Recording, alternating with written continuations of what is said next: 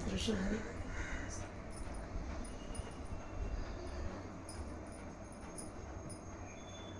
आज दिनांक 12 जून 2026 वार शुक्रवार.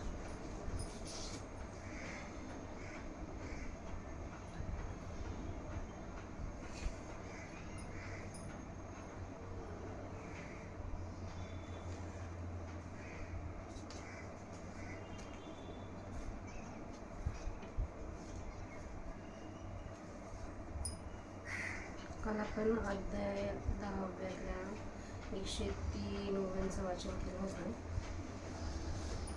तिथून पुढच्या माऊलींच्या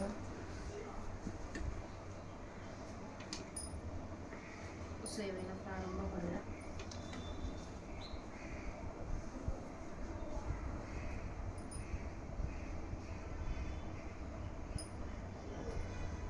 प्रथम माऊलींच्या समाधीचे स्मरण करूया.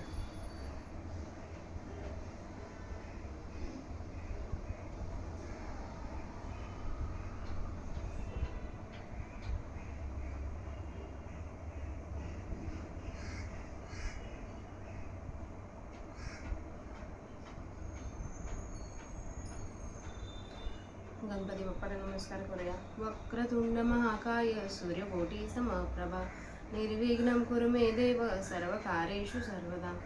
अलंकापुरी पुण्यभूमी पवित्र तिथे नांदतो ज्ञान राजा सुपाद्र.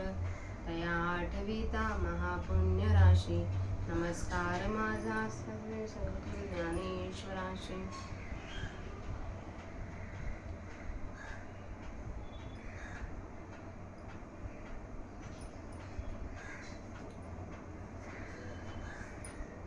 आपण काल 6 श्लोकांचं वाचन केलं होतं आणि माऊलींच्या प्राकृत भाषेतील 103 ओव्यांपर्यंत आपण वाचन केलं होतं. आता तिथून पुढच्या 30 ओव्या किंवा त्याच्यापेक्षा जास्त ओव्या मी आज वाचन. तर ओवी श्लोक क्रमांक 7 अध्याय 10. एतं विभूति योगं च मम यो वेत्ति तत्त्वतः सोऽविकम्पेन योगेन युज्यते नात्र संशयाः. या लागे सुभद्रापती हे भावय्या माझी या विभूती आणि यांची या व्याप्ती व्यापिले विश्व. म्हणून गाया परी ब्रह्मादी पिपली कावरी मी वाचुनी दुसरी गोठी नाही. ऐसे जाणे जो साचे तयाचे रे जाहले ज्ञानाचे. म्हणून उत्तम मध्यम वेदाचे दुःस्वप्नदया मी माझी या विभूती आणि विभूती व्यष्टली या व्यक्ती हे आघवे योग प्रतीती एकची माने. म्हणून निशंके येणे महायोगे मज मिनला मनाचे नि अंगे. एत संशय करणे न लगे तो त्रिशुद्धी झाला. काजे ऐसे किरीटी माते भजे जो अभेदा दिठी त्याची भजनाची या नाटी सुती मजा. म्हणून अभेदे जो भक्ती योगू ते शंका नाही नये खंगू. करिता ठेला तरी सांगू ते सांगितले षष्टी. तोची अभेदू कैसा हे जाणावया मानसा. साध झाली तरी परियेसा बोली जेला.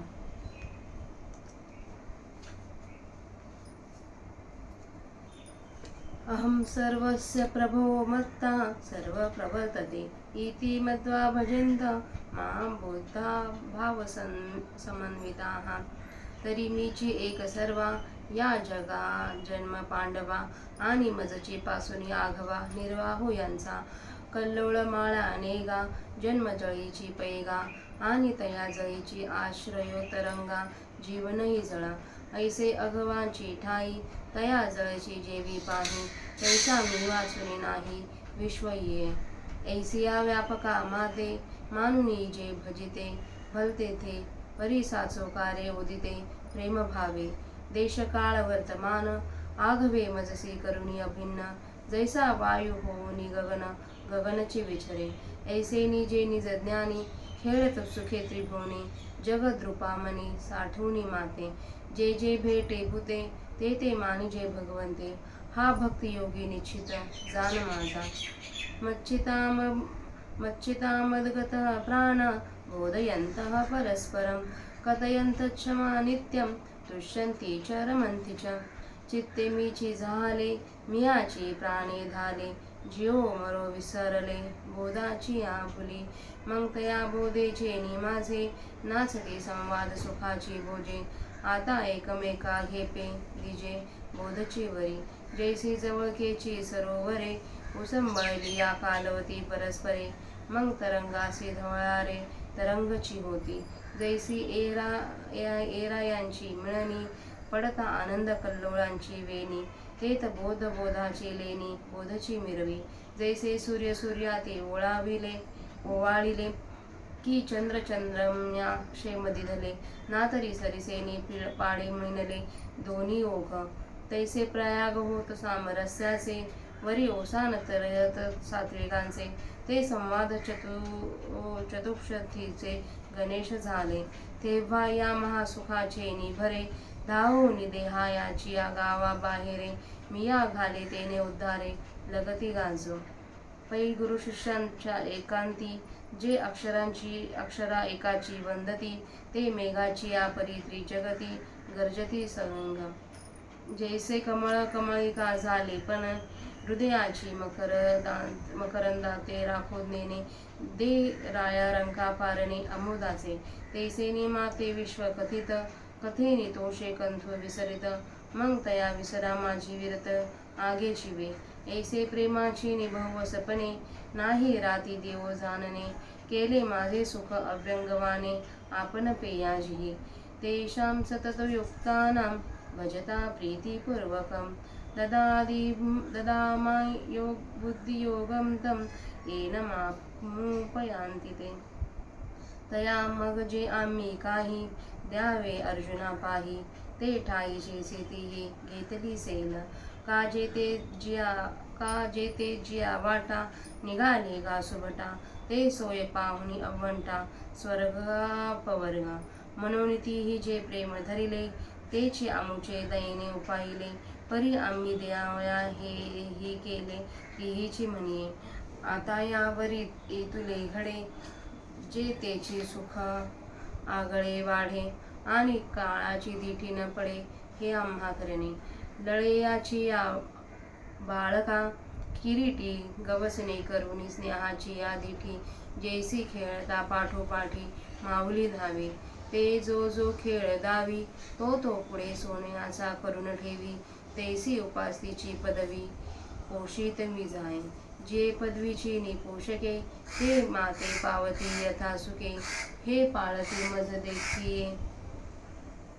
पाळती मज विशेषे आवडे करू पैगा भक्तासी माझे कोड मज तयाचे अनन्य गतीचे चाड का जे प्रेमणाचे साकड आमते घरी पाहे स्वर्ग मोक्ष पाहिले दोन्ही मार्ग त्याचे वाहनी केले आम्ही आगही शेषाळ वेचिले लक्ष्मी येसी परी आपण पेविन जे एक ते तैसेची सुख साजुक सप्रेमळा लागी देख ठेविले जतना हा ठायवरी किरटी आम्ही प्रेमळू घेऊ आपण पयासाठी या बोली जेत गोष्टी तैसिया नव्हती का आपल्या माऊलींच्या 140 ओव्यांपर्यंतचं वाचन झालं आहे. आता त्यांचा मराठीत अर्थ बघूया.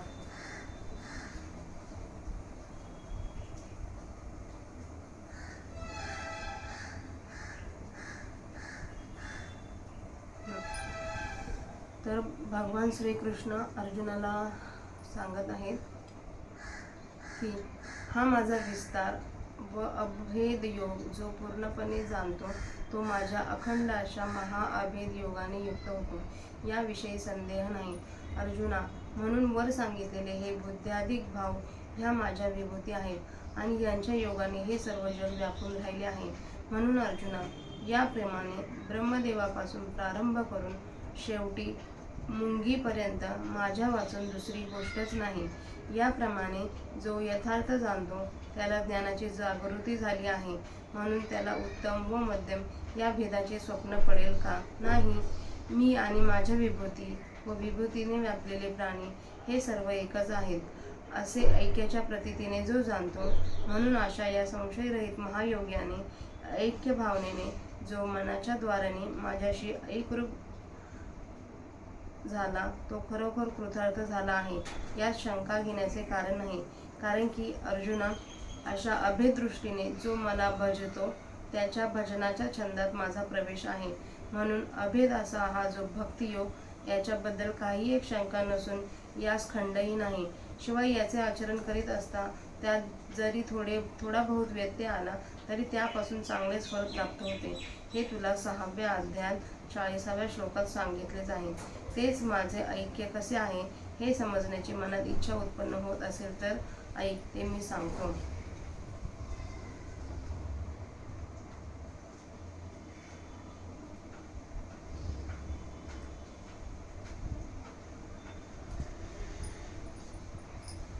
मी सर्वांचे आदी कारण आहे. माझ्यापासून सर्व विश्वाची उत्पत्ती होते असे जाणून प्रेमाने युक्त होऊन ज्ञानी माझी भक्ती करतात. तरी अर्जुना, या सर्व जगाला मीच जन्म देणारा आहे आणि या सर्वांच्या स्थिती माझ्यापासूनच आहे. लाटांच्या अनेक परंपरांचा जन्म अर्जुना पाण्यातच होतो व त्या लाटांना आश्रय पाणीच असते. त्यांचे असणे पाण्यावरच अवलंबून आहे. याप्रमाणे पहा, सर्व स्थितीत त्या लाटांना ज्याप्रमाणे एक पाणीच आहे त्याप्रमाणे माझ्याशिवाय ह्या सर्व विश्वात दुसरे असे काही नाही. याप्रमाणे मी व्यापक आहे असे समजून ते मला वाटेल तेथे भासतात. परंतु हे त्यांचे भजन खरोखरच निर्माण झालेल्या अशा प्रेमभावनेने केलेले असते. वारा जसा आकाशरूप होऊन आकाशातच वावरतो तसे देश, काळ, वर्तमान हे सर्व माझ्या स्वरूपाशी एकरूप आहेत असे समजून ते वागतात. अशा माझ्या ज्ञानाने युक्त असलेले जे आत्मज्ञानी आहेत ते मी जो जगद्रूप त्या मला अंतःकरणात साठवून त्रैलोक्यात सुखाने क्रीडा व्यवहार करीत असतात. जो प्राणी दिसेल तो प्रत्यक्ष परमात्मा आहे असे समजावे. हा माझा भक्तियोग आहे असे निश्चित समज. माझ्या ठिकाणी ज्यांचे चित्र आहे म्हणून जे मद्रूप झाले व माझ्या ठिकाणी ज्यांचे प्राण आहेत म्हणून माझ्याच योगाने जे तृप्त झाले आहेत असे ते ज्ञानी परस्परांना माझ्याविषयी ज्ञान देत आणि नित्य माझ्या गुणांचे वर्णन करीत समाधान पावतात व आनंदात मग्न होतात. अंतःकरणाने ते माझे स्वरूप बनून त्यांचे प्राण माझ्या स्वरूपानुभवाने तृप्त झालेले असतात व अशा स्थितीत बोधाच्या भुलीमुळे जन्म मरणाला विसरतात. मग त्या ज्ञानाच्या मदाने प्रश्नोत्तर रूप चर्चेच्या आनंदात प्रेमाने नाचतात. आता ते एकमेकास ज्ञानच देतात व घेतात. ज्याप्रमाणे जवळ असणारी दोन तळी उसळली असतात त्यांचे पाणी उसळून एकमेकात मिसळते अशा स्थितीत लाटांचीच घरे होतात. त्याप्रमाणे भक्तांना भक्त मिळाले असता आनंदाच्या लाटांची वेणी गुंफली जाते. अशा स्थितीत बोधानेच अलंकार मिरवतो. ज्याप्रमाणे सूर्याने सूर्याला ओवाळावे किंवा चंद्राने चंद्राला आलिंगन द्यावे अथवा सारख्या योग्यतेने दोन प्रवाह एका ठिकाणी येऊन मिळावेत. प्रयागात जसा गंगा व यमुना यांचा संगम होतो तसा तेथे म्हणजे भक्ताला भक्त जेव्हा भेटतात तेथे ऐक्यसारखा संगम होतो व त्या ऐक्य रसाच्या पुरावर अष्टसात्विक भावाचे पुराळ तरते. ते भक्त संवादरूपी चव्हाट्यावरचे गणपती झाले तेव्हा त्या ब्रह्मसुखाच्या उत्कर्षाने ते देहरूप गावाबाहेर धावत येऊन देहतादात्म्य टाकून माझे सुख मिळाल्यामुळे प्राप्त झालेल्या तृप्तीच्या उद्गाराने गर्जना कराव्याच लागतात. गुरु व शिष्य हे उपदेशाकरिता एकांत स्थळी जाऊन तेथे ज्या एका अक्षराचा ओम संज्ञक ब्रह्माचा उपदेश करतात तोच उपदेश ते महात्मे मेघांच्या गडगडाटाप्रमाणे तिन्ही लोकांमध्ये जिकडे तिकडे गर्जना करून सांगतात. ज्याप्रमाणे पूर्ण उमललेली कमळाची कळी ही आपल्या आत असलेल्या सुवासात दाबून ठेवू शकत नाही तर ती राजास अथवा गरीबास सुवासाची सारखीच मेजवानी देते. त्याप्रमाणे हे भक्त सर्व जगात माझे वर्णन करीत असतात व वर्णन करण्याच्या आनंदाने वर्णन करण्याचे विसरतात व त्या विसरामध्ये अंगाने व जीवाने विरतात. याप्रमाणे ज्यांनी माझे पूर्ण सुख आपलेसे करून घेतले आहे त्यांना अशा प्रेमाच्या उत्कर्षात दिवस अथवा रात्री यांचे भान राहिलेले नसते. याप्रमाणे माझ्या ठिकाणी सतत युक्त असलेल्या व प्रीतीपूर्वक माझी भक्ती करणाऱ्या त्यांना मी अशा प्रकारची बुद्धी देतो की जिच्या योगाने ते माझ्या समीप येतील. अर्जुना, असे समज की मला त्यांना आम्ही जे काही अतिशय प्रेम द्यावयाचे तो उत्तम भाग ते आपल्या ठिकाणी आम्ही देण्याच्या अगोदरच कमावून बसलेले असतात. कारण की अर्जुना, ते ज्या वाटेने निघाले त्या मार्गाशी स्वर्ग व मोक्ष यांची तुलना केली असता त्या आडवाटा वाटतात. म्हणून त्यांनी जे प्रेम धरले तेच आमचे देणे त्यांनी आपल्या कमाईने मिळवले. अशा रीतीने आमचे काम त्यांनीच केले, पण ते आम्ही दिले असे त्यांनीच जगात प्रसिद्ध केले. आता यानंतर इतके घडेल की ते प्रेमसुख अधिक वाढावे आणि त्यावर काळाची दृष्टी पडू नये हे आम्हाला करावे लागते. अर्जुना, ज्याप्रमाणे आई ही आपल्या प्रेमाच्या दृष्टीने पांघरून करून आपल्या आवडत्या मुलाच्या मागे मागे ते मूल खेळत असताना धावते, ते बालक जो खेळ दाखवेल तो खेळ ती आई त्याच्या पुढे सोन्याचा करून ठेवते, त्याचप्रमाणे माझ्या भक्तांच्या उपासनेचा अधिकार मी वाढवित जातो. उपासनेच्या ज्या स्थितीच्या पोषणाने ते भक्त मला अनायासाने प्राप्त होतील, अशा तऱ्हेने पालन करणे मला विशेष आवडते. अरे, भक्ताला माझे कौतुक असते व त्यांच्या एकनिष्ठेची मला इच्छा असते, कारण की प्रेमळ भक्तांच्या आमच्या घरी कमतरता आहे.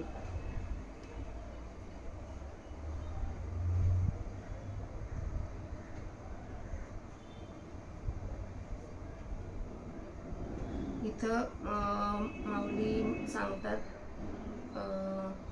की जशी आई आपलं मूल जे काही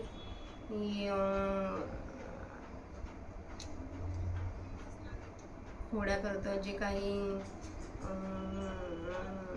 बोलतं, तरीही ती आई ज्याप्रमाणे आपल्या मुलाला जवळ घेते, ज्याप्रमाणे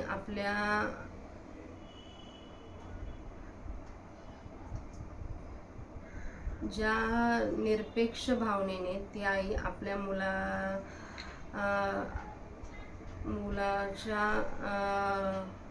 आपल्या मुलाला वाढवत असते, आपल्या मुलावर आपला जीव ओवाळून टाकत असते, त्याप्रमाणे भगवंत हा भक्ताचे कौतुक करत असतो.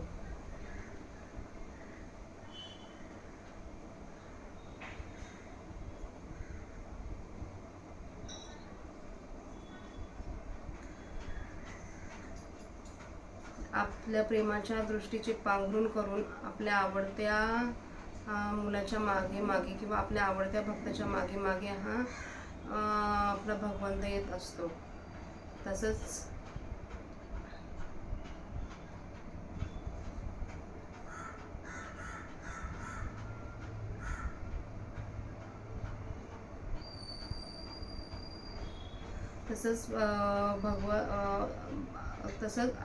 श्रीकृष्ण अर्जुनाला म्हणतात, अरे, भक्ताला माझे कौतुक असते व त्याच्या एकनिष्ठेची मला इच्छा असते, कारण की प्रेमळ भक्तांची आमच्या घरी कमतरता आहे. अर्जुना, पहा, उपायांनी प्राप्त करून घेण्याचे स्वर्ग व मोक्ष हे दोन रस्ते आम्ही त्यांच्या स्वर्ग इच्छुक व मोक्ष यांच्या रहदारीस खुले केले. आम्ही शेषाला लक्ष्मीसह आमचे शरीर देखील विकून टाकले, परंतु ज्यात मीपणाचा लेश नाही असे जे एक ताजे प्रेमसुख ते तसेच प्रेमळ भक्ताकरिता जतन करून ठेवले आहे असे समज. तर काय बोलले भगवंत, ज्यात मीपणाचा लेश नाही असे जे एक ताजे प्रेमसुख. इथं मी हे परत का वाचलं, कारण की मला ह्याच आठवड्यात एक कुठेतरी वाचण्यात आलं की स्वार्थ ह्या शब्दाचा उलगडून अर्थ सांगितला त्या लेखामध्ये. स्वतःला आनंद होईल अशा गोष्टी दुसऱ्याकडून मिळवायच्या. म्हणजे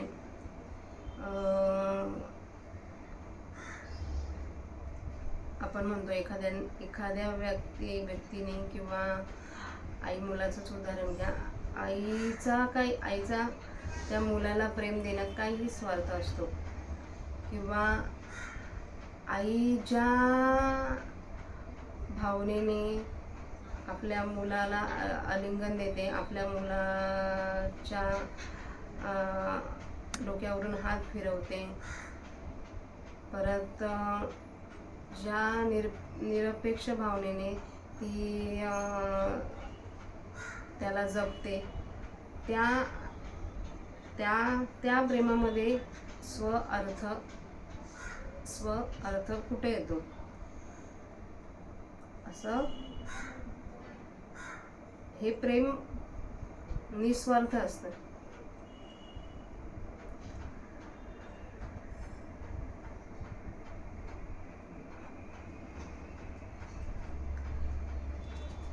भगवंता म्हणतो असे जे काही भक्त आहेत माझे, की जे मला एकनिष्ठतेने माझी भक्ती करतात, ते प्रेमळ भक्त माझ्याकडे कमी आहेत, असे भगवंत आपल्याला आता इथे सांगत आहेत. आपल्याकडे 2 मार्ग असतात, एक तर स्वर्ग आणि मोक्ष आहे. ठीक आहे, पण त्या मार्गाचा विचार न करता आपण पूर्णतः एकनिष्ठतेने जर भगवंतावर प्रेम केले तर तो आपल्याला स्वर्गालाही पोचवत नाही, मोक्षालाही पोचवत नाही. तो आपल्याला स्वतःमध्ये समाविष्ट करून घेतो. श्रीकृष्ण भगवान असं त्यांनी इथं सांगितलं आहे. म्हणजे ज्यामध्ये मीपणा, मला हे पाहिजे, मला कोण समजून घेत नाही, मला काय पाहिजे ते कोण बघत नाही असं आपण म्हणतो, मला काय हवंय ते कोणाला कळत नाही, हा जो मीपणा आहे त्याचा लेशही त्या नात्यामध्ये नसतो. असे एक ताजे प्रेम असू, ते तसेच प्रेमळ भक्ताकरिता जतन करून ठेवले आहे भगवंताने. आपण जसं भगवंतावर प्रेम करतो तसंच भगवंतही आपल्यावर तेवढंच किंवा त्याच्या दुप्पट प्रेम आपल्यावर तो करत असतो.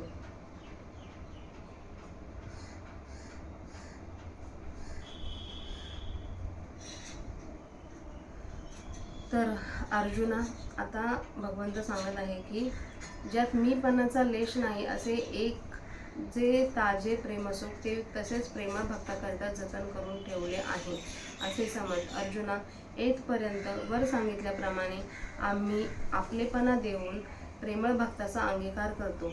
ह्या गोष्टी शब्दांनी सांगाव्यात अशा प्रकारच्या नाहीत. काही गोष्टी आहेत ज्या आपल्याला शब्दांनी सांगता येत नाही.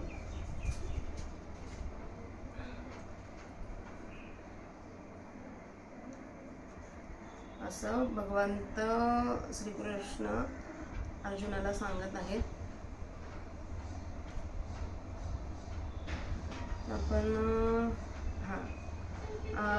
आपण आज ज्यामुळं असला त्यांचा मराठीत अर्थ इथपर्यंत झालाय वाचून. आता तिथून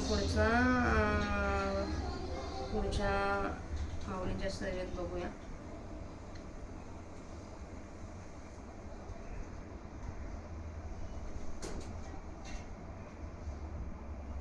झालेली माऊलींची सेवा माऊलींच्या समाधीवर अर्पण करूया.